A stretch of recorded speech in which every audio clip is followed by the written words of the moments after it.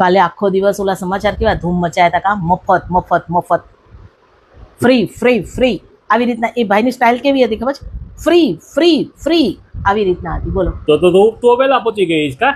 હું તો પહેલી પહોંચી ગઈ હતી અને મેં તો બધાને ફોન કરી દીધા હતા. જેવા સમાચાર મને મળ્યા ને, મેં મોબાઈલમાં રીલ જોઈ, મફત મફત મફત, ફક્ત આજે જ સાંજે 5 વાગે.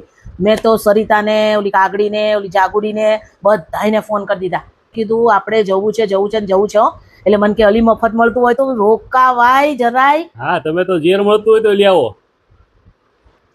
પણ તડકામાં અમે છે ને, મેં એને એમ કીધું, મેં કીધું રિક્ષામાં જરાય જવું નથી, બધું મફત જ મળવાનું છે, તો ખાલી જવા આવવાનું જ ભાડું ખર્ચવાનું છે ને. મેં કીધું એટલે આપણે તો એસી કેબ કરીને જવું છે. એટલે અમે તો કેબ કરીને ગયા હતા. કેબનો ચાંદલો ચોટાડ્યો એમ ને? કેબનું ભાડું કેટલું થયું? કેટલો ચાંદલો કર્યો? અરે 500-600 રૂપિયા ભાડું થયું હતું, પણ મફત જ મળવાનું હતું ને બધું. પછી ત્યાં ગયા ને તો 2 કિલોમીટરની લાઈનો, આમ ડેલેથી માણસ ધક્કામુક્કી કરતો હતો તો 2 કિલોમીટરની લાઈન હતી. આવા તડકામાં માણસો ઉભા રહ્યા. અરે કેટલા જણને તો ચક્કર આવ્યા ને તો પડી ગયા, તો 108 બોલાવી હતી. ઓહો. પણ તમને ખબર છે ને, મારે બધું પ્રી પ્લાન હોય. મને તો બધું આમ આગળથી પ્રી પ્લાન કર્યા વગર કશું ગમે જ નહીં. મને ખબર હતી તડકો છે બરોબર, એટલે હું તો ORSનું મોટા 2-3 પેકેટ પર્સમાં નાખીને જ ગઈ હતી. અને ત્યાં કેવું થયું હતું ખબર છે? પાણીની બોટલ કેટલાની હોય? 10-15 રૂપિયાની, એનાથી વધારે મોંઘી નથી આવતી કઈ. 10 રૂપિયાની 20 રૂપિયાની 2 બોટલો મળે છે ને. હા.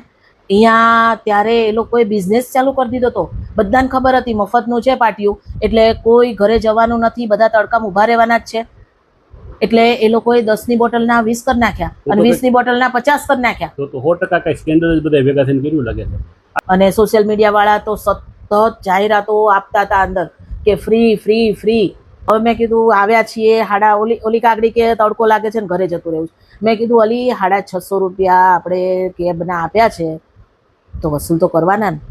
એ લોકોએ પાછું છે ને કીધું હતું કે મજબૂત થેલા લઈને આવજો. ઓહો.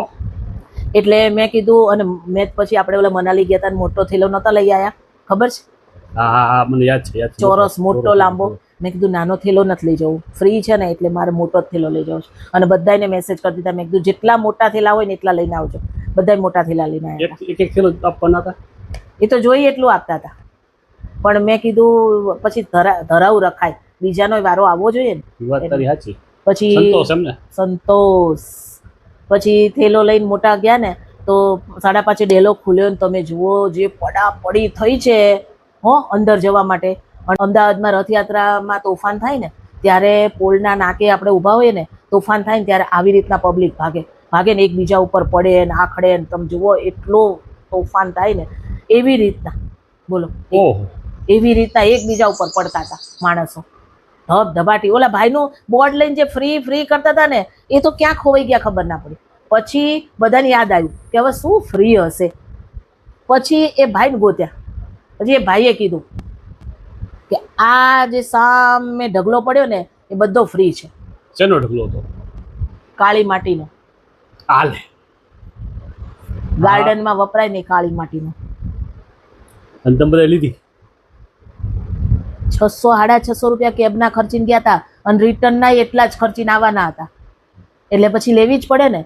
આપણે કુંડા કેટલા બધા ખાલી પડ્યા છે. મેં કીધું ભરશું કાળી માટી, માટી માટી ફ્રી તો છે ને. પછી અમે બધા થેલા ભરી લીધા. ઉચકાતા નહોતા હારા વજનવાળા થેલા. એટલે ફ્રી કોક ધૂળ દે તો લઈ આવવાનું એમ ને? ફ્રીમાં બધું લઈ આવે. પછી સાંભળો તો ખરા, પછી રિટર્નમાં અમે કેબ બુક કરીને તો કેબ વાળો આવ્યો ને તો ઓલા બધાના એવડા માટીના થેલા હતા ને મોટા મોટા વજનવાળા, તો મારા હારા કે એક્સ્ટ્રા ચાર્જ લાગે. ઓહ.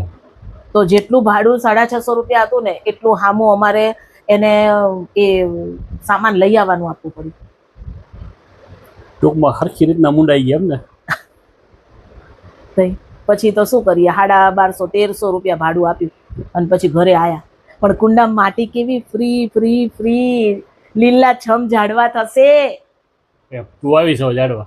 હા, હવે હું એ બધા માટીના કુંડા ઝાડવા તો ઉગાડી છે, હવે ઉગાડવા જ પડશે ને. ફ્રી માટી લઈ આવી છું તો કાલે જ ઓનલાઈન ખાતર મંગાવ્યું છે 450 રૂપિયાનું. હા, હવે કરો ખાતર ઉપર દીવા કરાવો. આટલા ખર્ચા કર્યા, ધૂળ લેવા, હવે ખાતર માટે દીવા, ખર્ચના દીવા કર્યા રાખો તમે તારા. ઓય તમે શું વિચાર્યું પછી? ઉનાળાનું વેકેશન પડી ગયું છે છોકરાઓને કાલે જ. ક્યાં જશું હવે? આ વખતે એવું કરીએ, કોઈ એકના ઘરે જઈને બર્ડન ઉધારવું નથી, અલગ અલગ જાય બધા. અલગ અલગ? તું પિયર જાય તારા 15 દી રોકાજે નિરાતે. હા, હું તો ક્યારની વિચારું છું હો, કે મારે શાંતિ જોઈએ, તમારે બધાયથી શાંતિ જોઈએ છે. મારા એકલાએ આમ કંટાળી ગઈ છું હું આ ઘરથી હવે, એટલે મારે એકદમ પરમ શાંતિ જોઈએ છે. હું મારા પિયર જઈશ, 15 દિવસ શાંતિથી રોકાઈશ, મારી બેનપણીઓને બધાને મળીશ, જૂના પાડોશને મળીશ, બધે જઈશ, પોળમાં જઈશ અને બધી છોકરીઓને મળવા. છોકરાઓને છે ને એના મામાના ઘરે મોકલી દઈ. હા, ક્યારના બિચારા વેકેશન પડે ને ત્યારના એમ કે છે મામાને ઘરે જવું, મામાને ઘરે જવું. મામીનો 2-3 વાર ફોન આવી ગયો કે છોકરાઓને ક્યારે મોકલો છો બેન? તો મેં કીધું ભાભી વેકેશન તો પડવા દો, પછી આવે ને તમારા છોકરાઓ. તો એના ફોન આવી ગયા, અને છોકરાઓ તો એવા હરખાય છે ને, કાલે જ કહેતા હતા મમ્મી ઓલા સમરવેર લઈ દેજે મને હો, મસ્તીના કોટનના. હું ત્યાં મામાને ઘરે જઈશ, મામા મને છે ને વોટર પાર્ક લઈ જશે, પછી બહાર જમવા લઈ જશે, પછી એ તો ઓલા પ્રોગ્રામ કરીને બેઠા છે, અક્ષરધામ જવાના છે ગાંધીનગર, અને ગાંધીનગર ઓલા 28ના ગાર્ડનમાં જવાના છે. બધું નક્કી કરી નાખ્યું મામા જોડે, બોલો અત્યારથી. પણ તમે શું કરશો? હું મારા સસરાને ઘરે જઈશ. હા, મમ્મીએ ક્યારના તમને યાદ કરતા હતા હો. સાચી વાત છે, જઈ આવો. કેમ કે ભાઈ ભાભી મમ્મી ત્રણેયનો ફોન આવ્યો હતો, જમાઈ કેટલા ટાઈમથી આવ્યા નથી. તમે કેટલા દિવસની રજા લીધી છે? મેં 10 દિવસની લીધી છે. 10 દિવસની? સારું સારું, તમે ત્યાં જઈ આવો બસ. પણ ત્યાં તમે પછી રજા તો લીધી છે, તમને મારા વગર ગમશે? તારા વગર તો નહીં ગમે. તો શું કરશો? એ જ વિચારું છું શું કરીશ.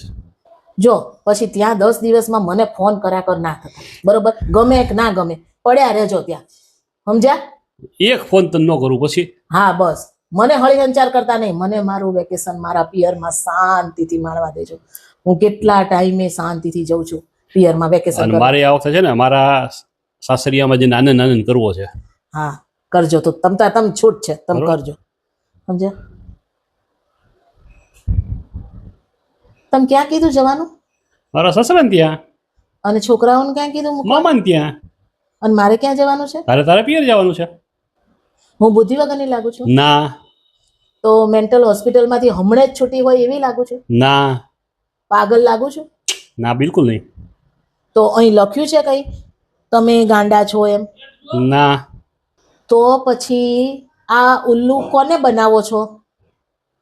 ઉલ્લુ ક્યાં બને? મેં તો તું તારે જવું છે તારું તને છૂટ આપી, છોકરાને જવું છે છોકરાને છૂટ આપી, મને ઈચ્છા હતી મેં મારી વાત કરી. મામાન ઘર એટલે મારું પિયર, મારું પિયર એટલે મારું પિયર, તમારી સાસરી એટલે મારું પિયર. તો આમાં કઈ ન થાય, એક જ ઘર થયું ને. તો તને જરાક વેરાયટી લાગે ને એટલે મેં અલગ અલગ વાત કરી.